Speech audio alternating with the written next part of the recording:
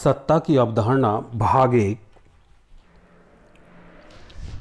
मैं Kaushal Kumar Sen, assistant professor political science, Babu Shobharam government arts college Alwar. सत्ता, जिसको प्राधिकार भी बोला जाता है, संगठन में वही स्थान है जो मानव शरीर में आत्मा का है। जिस प्रकार आत्मा के बिना शरीर निष्क्रिय हो जाता है, उसी प्रकार जब तक हम एक संगठन में सत्ता की उचित व्यवस्था नहीं करेंगे तो वह कार्यशील नहीं हो सकेगा।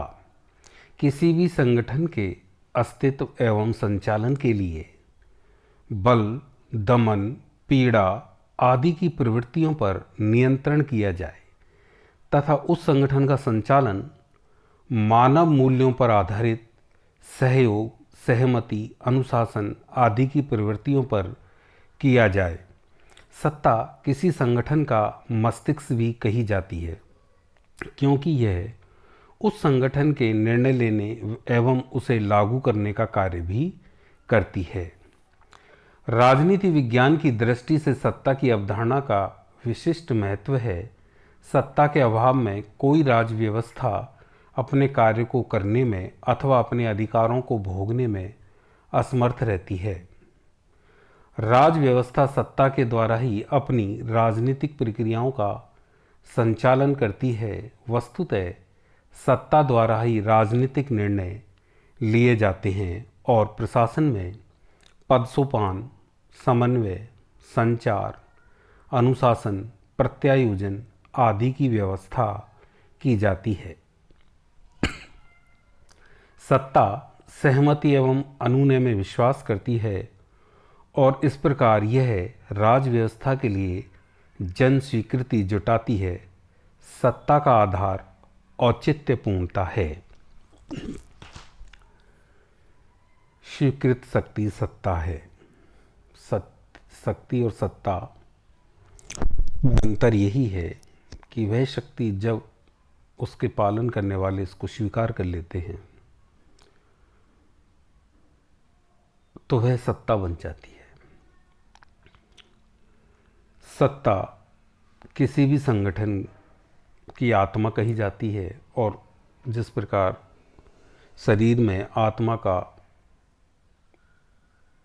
केंद्रीय स्थान है, उसी प्रकार संगठन में आत्मा का भी, संगठन में सत्ता का भी केंद्रीय स्थान है। सत्ता बल, दमन, पीड़ा आदि की प्रवृत्तियों पर विश्वास नहीं करती। सत्ता सहयोग, सहमति, अनुशासन जैसे मानव मूल्यों के आधार पर संचालित होती है। अर्थात कोई भी व्यक्ति किसी की शक्ति को तभी स्वीकार करता है उसमें सहयोग, सहमति व अनुशासन की भावना विद्यमान हो। राजनीति विज्ञान में भी सत्ता की अवधारणा महत्वपूर्ण है, क्योंकि राज व्यवस्था अर्थात राज्य अपने कार्य को करने में या अपने अधिकारों को भोगने में, राजनीतिक प्रक्रियाओं के संचालन में सत्ता महत्वपूर्ण स्थान रखती है। सत्ता के द्वारा ही राजनीतिक निर्णय लिए जाते हैं। सत्ता प्रशासन में पद सोपान अर्थात उच्च अधिकारी से निम्न कर्मचारी तक पद सोपान में अधिकारों का वितरण करती है। उनके कर्मचारी अधिकारियों के कार्यों में समन्वय करती है। ऊपर से नीचे तक संचार का प्रवाह करती है। संगठन में अनुशासन बनाए रखती है। सत्ता के द्वारा ही शक्तियाँ एक से दूसरे को हस्तांतरित की जाती हैं आदि की व्यवस्था होती है। सत्ता सहमति एवं अनुनय में विश्वास करती है।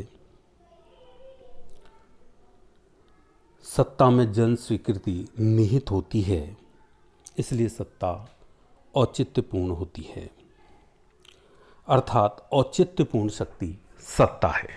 यहाँ विद्यार्थी ध्यान रखेंगे, शक्ति और सत्ता का मूल अंतर यही है कि जो शक्ति जन सामान्य द्वारा स्वीकृत हो जाती है वह सत्ता बन जाती है, उसको अथॉरिटी बोला जाता है। अंग्रेजी शब्द अथॉरिटी की उत्पत्ति लैटिन भाषा के शब्द ऑक्टोरिटास से हुई है, जिसका शाब्दिक अर्थ है बढ़ाना। रोमन साम्राज्य में सार्वजनिक सभाओं द्वारा पारित प्रस्तावों को जब सीनेट की सहमति व स्वीकृति प्रदान कर दी जाती थी तो यह माना जाता था कि उन प्रस्तावों को ऑक्टोरिटास प्राप्त हो गई है, अर्थात उन प्रस्तावों को कानूनी शक्ति मिल गई है। इस प्रकार सीनेट की ऑक्टोरिटास में सत्ता के लक्षण सार रूप में मौजूद थे। देखिए, अंग्रेजी के शब्द अथॉरिटी की उत्पत्ति ऑक्टोरिटास लैटिन भाषा के शब्द से हुई है, जिसका शाब्दिक अर्थ बढ़ाना है। प्राचीन रोमन साम्राज्य में सार्वजनिक सभाओं द्वारा पारित प्रस्तावों को जब सीनेट स्वीकार कर लेती थी तो सार्वजनिक सभाओं की उन कार्यों को ऑक्टोरिटास मिल जाता था, उन प्रस्तावों को ऑक्टोरिटास मिल जाता था, अर्थात उनकी कानूनी शक्ति में वृद्धि हो जाती थी। इस प्रकार इस शब्द की उत्पत्ति हुई। सत्ता की परिभाषाओं में सबसे पहले हेनरी फयोल सत्ता आदेश देने का अधिकार तथा इसे लागू कराने की शक्ति है।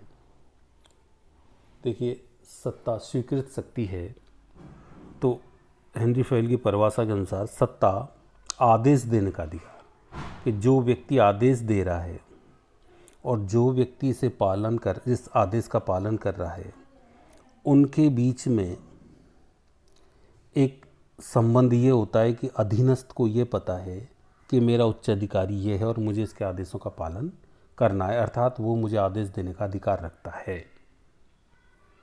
तो सत्ता आदेश देने का अधिकार और इसे लागू कराने की शक्ति है।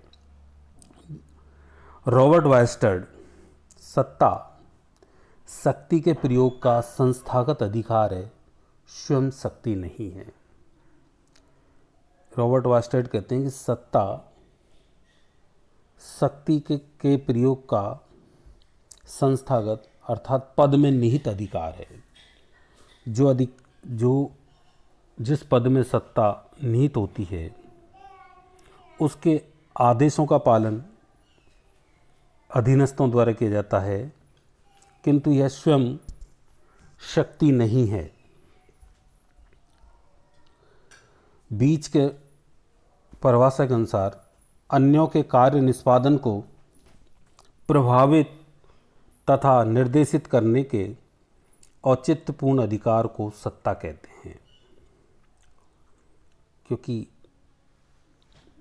दूसरे लोग जो कार्य करते हैं संगठन में, उनके को निर्देशित करना, उनके कार्य को प्रभावित करना, उनके कार्य निष्पादन को प्रभावित करना, ये सत्ताधारी का अधिकार होता है और वो अधीनस्थ या अन्य व्यक्ति उस अधिकार का पालन करते हैं, क्योंकि उनको पता है कि अधिकारी के पास औचित्यपूर्ण शक्ति है इस प्रकार के आदेश या निर्देश देने की।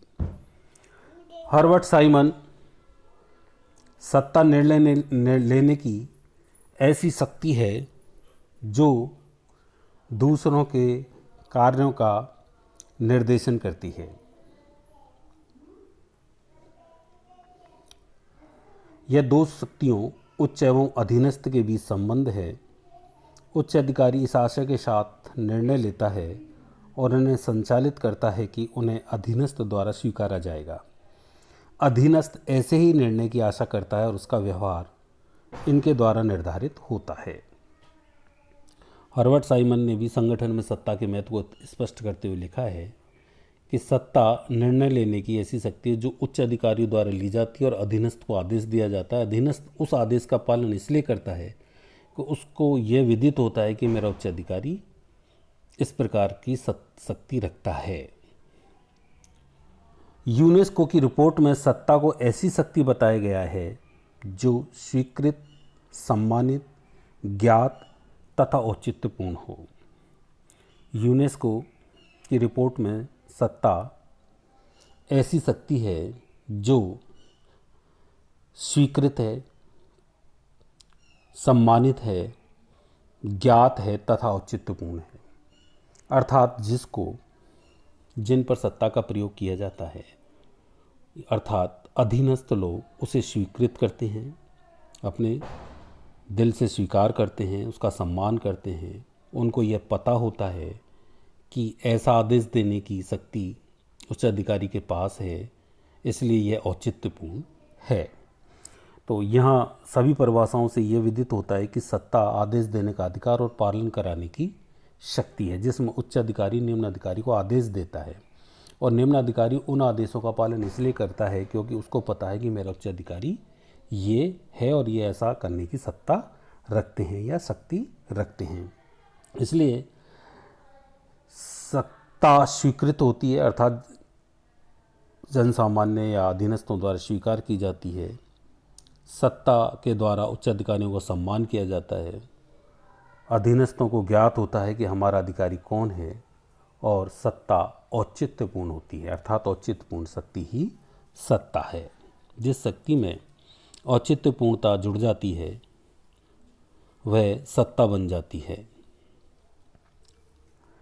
सत्ता राज व्यवस्था का अनिवार्य तत्व है। इसके बिना राज व्यवस्था नहीं चल सकती। दूसरा, यह आदेश का पालन कराने की संस्थागत शक्ति है, अर्थात यह संस्था में निहित शक्ति है या पद में निहित शक्ति है जो आदेश देती और अधीनस्थ उसका पालन करते हैं। सत्ता उच्चस्थ एवं अधीनस्थ के बीच एक संबंध है।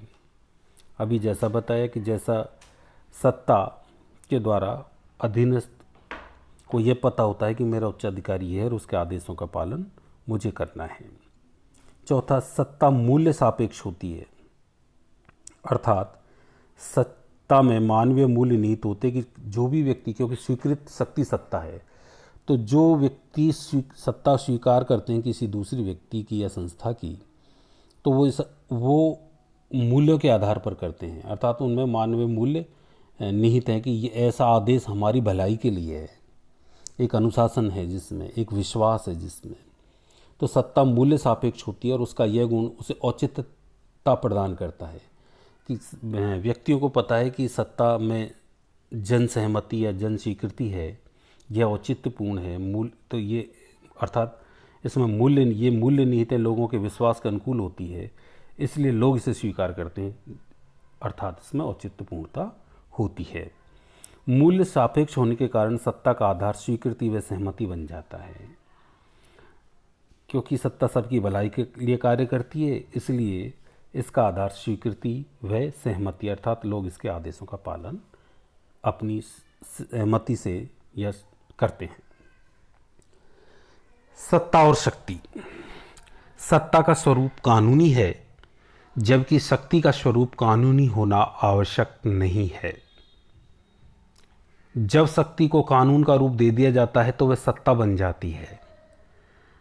शक्ति का अस्तित्व सत्ता के अभाव में संभव है, किंतु उसका दीर्घकालीन अस्तित्व सत्ता के अभाव में संभव नहीं है। शक्ति असंस्थागत, परिस्थितिजन्य एवं अनिश्चित होती है, जबकि सत्ता संस्थागत, स्पष्ट तथा निश्चित होती है। सत्ता और शक्ति के मध्य अंतर में यह हमें विदित होता है कि सत्ता का स्वरूप कानूनी होता है, जबकि शक्ति का स्वरूप कानूनी होना जरूरी नहीं है। शक्ति को कानून का रूप दे दिया जाता है तो वह सत्ता बन जाती है। शक्ति का अस्तित्व सत्ता के अभाव में संभव है, क्योंकि शक्ति का प्रयोग असंस्थागत, अर्थात शक्ति असंस्थागत है, परिस्थितियों के अनुसार पैदा होती है और अनिश्चित होती है, जबकि सत्ता संस्थागत होती है, अर्थात संस्था के माध्यम से, पद के माध्यम से इसका प्रयोग होता है। यह स्पष्ट होती है, लोगों को पता होता है कि हमारा उच्च अधिकारी कौन है, और ये निश्चित होती है कि ये कितनी शक्ति, कितनी सत्ता किस व्यक्ति में निहित है। इस प्रकार ये निश्चित होती है।